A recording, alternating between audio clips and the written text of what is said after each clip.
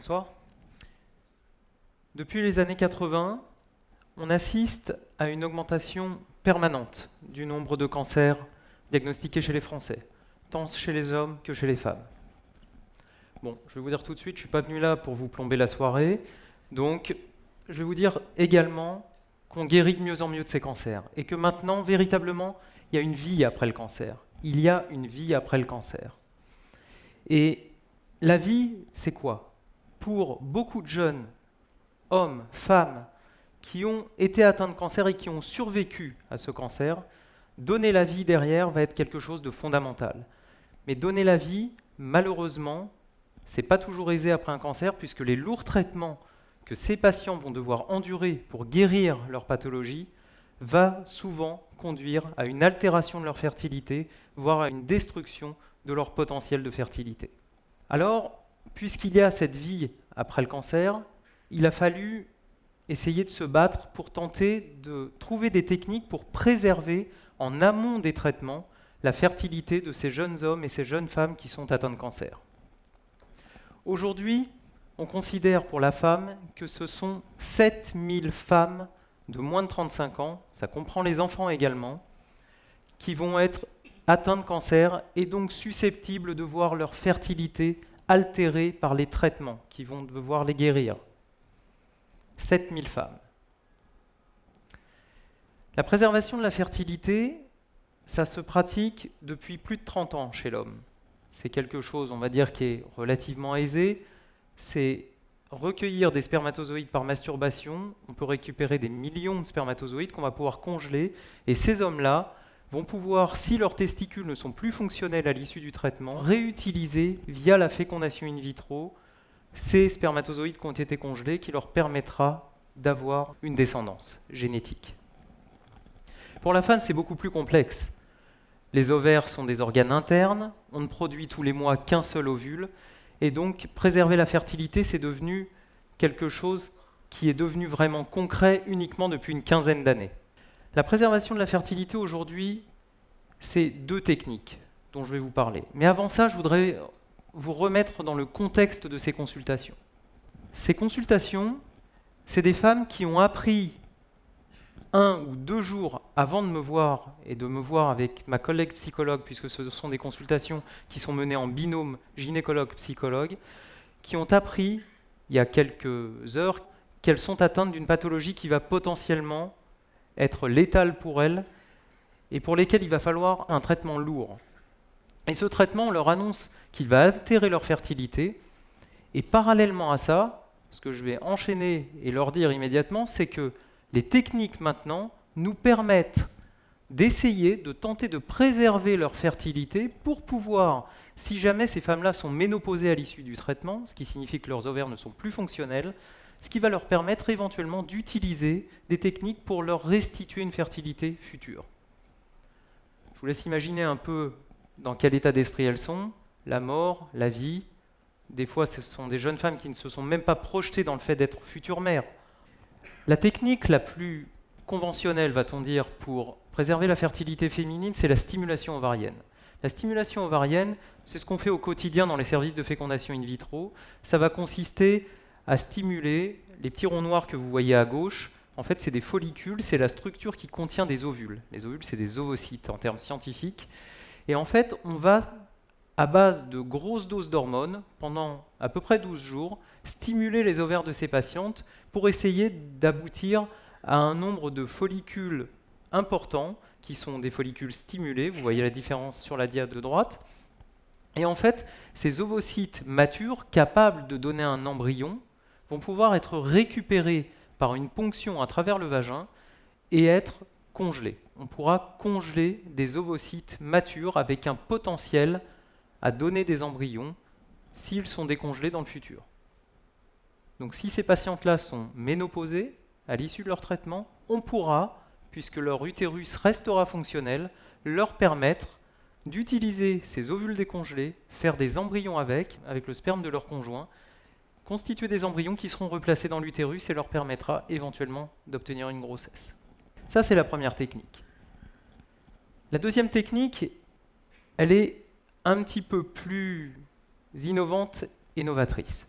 C'est une technique qui est une technique chirurgicale.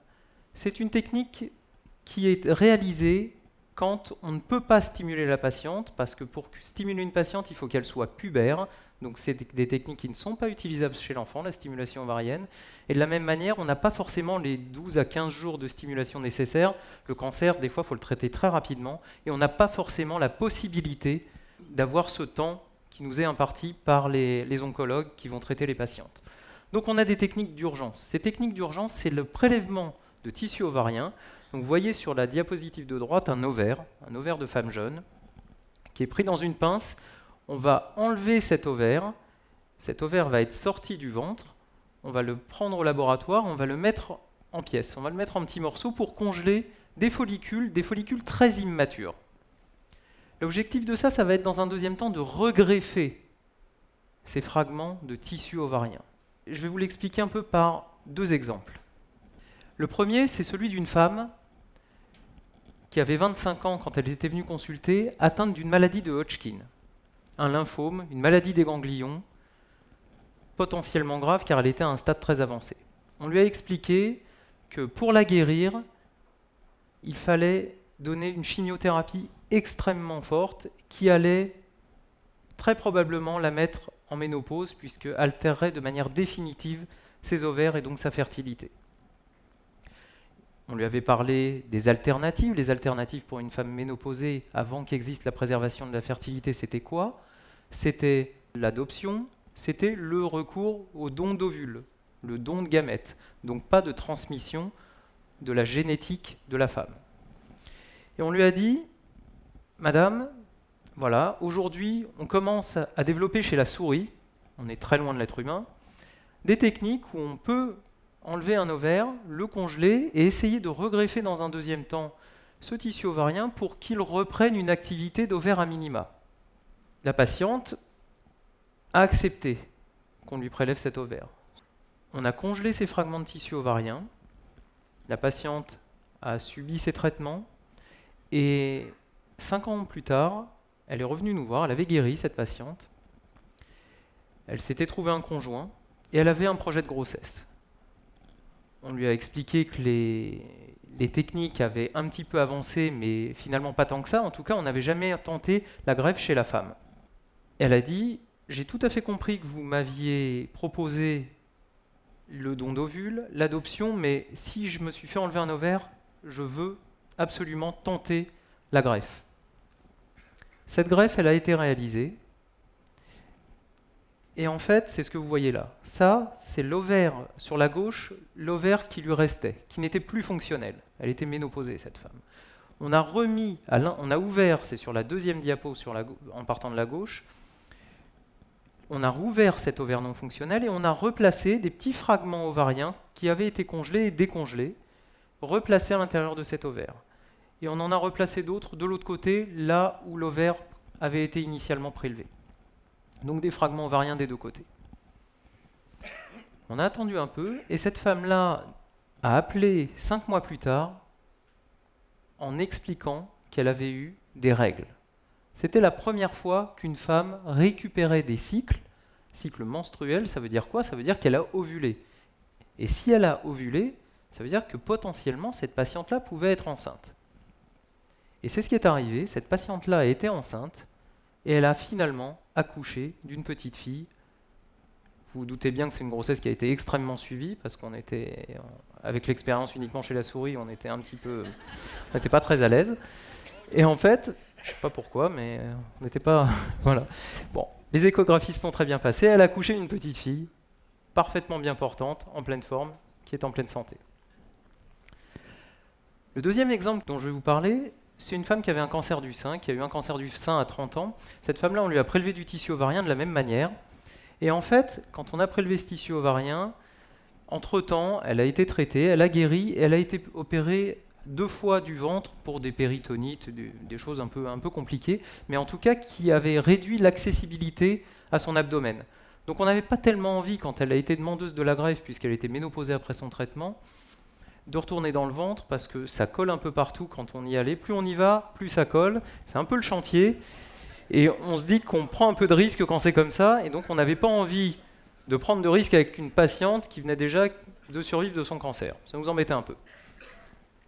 Alors finalement, on lui a dit, bah, écoutez madame, on a aussi des expériences chez la souris, où en fait on leur a greffé juste sous la peau, pas à l'intérieur du ventre, mais sous la peau des fragments de tissu ovarien. Et comme on n'a pas envie de retourner dans votre ventre, eh ben, pourquoi est-ce qu'on n'essayerait pas ça chez vous? Alors elle a accepté, et puis on leur a replacé ça au niveau de l'avant-bras, sous la peau de l'avant-bras, et vous avez derrière moi la première femme en train d'ovuler de l'avant-bras. Donc ça, ce que vous voyez, c'est son follicule qui bourgeonne avec un ovule dedans. Alors, je ne sais pas si vous êtes des fins anatomistes, mais en tout cas, vous vous doutez, je pense, surtout en ayant parlé de sexo juste avant, que ça va être compliqué pour elle d'être enceinte naturellement avec un ovule sous le bras. Donc forcément, il faut passer par la fécondation in vitro. Forcément. Donc en fait, on peut ponctionner sous la peau de l'avant-bras cet ovule, le mettre avec les spermatozoïdes de son conjoint, faire des embryons et les replacer dans son utérus. Ça a été fait. Cette femme-là a eu des superbes embryons. Malheureusement, elle n'a toujours pas été enceinte. Mais en tout cas, à suivre. Si je vous parle aujourd'hui de la préservation de la fertilité, c'est parce que ça va bien au-delà du cancer. On préserve la fertilité avant une chimiothérapie, ok. Mais il y a d'autres traitements en dehors du cancer qui vont potentiellement altérer la fertilité. Il y a des nouvelles molécules qui apparaissent, qui sont importantes pour traiter des maladies qu'on n'arrivait jusque-là pas très bien à traiter, mais ces molécules, on ne connaît pas leur impact sur la fertilité.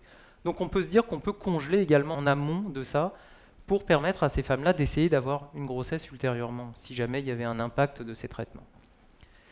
Et enfin, ça va encore bien au-delà. Vous savez qu'on a à faire face aujourd'hui à une inégalité reproductive entre l'homme et la femme. L'homme peut se reproduire quasiment jusqu'à la mort. La femme, elle est ménopausée à 50 ans, et à partir de 35 ans, c'est déjà pas tellement la joie au niveau de ses ovaires, et le potentiel de fertilité naturelle, mais aussi médicalement assistée, commence à s'altérer de manière significative. Si bien qu'à partir de 40 ans, ça devient très très compliqué. Donc il y a une vraie inégalité homme-femme sur le plan reproductif. Cette inégalité, il faut savoir qu'elle se pérennise au fil du temps, et que malheureusement, en tout cas, c'est plus compatible avec le mode de vie actuel. Les femmes ont maintenant envie de poursuivre leur carrière avant d'avoir des enfants, de trouver l'homme idéal, tant que faire se peut, c'est pas toujours simple, pour essayer d'avoir des enfants. Et donc, elles n'ont de cesse que de repousser l'âge de survenue de la première grossesse et donc vont limiter le nombre possible de grossesses qu'elles vont pouvoir avoir durant leur vie. Et en fait, imaginez-vous que si ces femmes congèlent des ovules ou du tissu ovarien quand elles ont 29 ou 30 ans, pour pouvoir mener leur vie comme elles le veulent, pouvoir décider d'être mère plus tard et devenir un peu l'équivalent des hommes pour pouvoir entrer vraiment dans le monde du travail et se libérer, eh bien on aura vraiment avancé si on arrive à faire ça.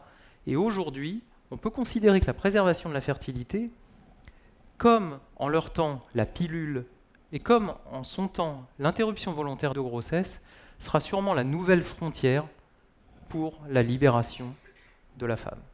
Je vous remercie.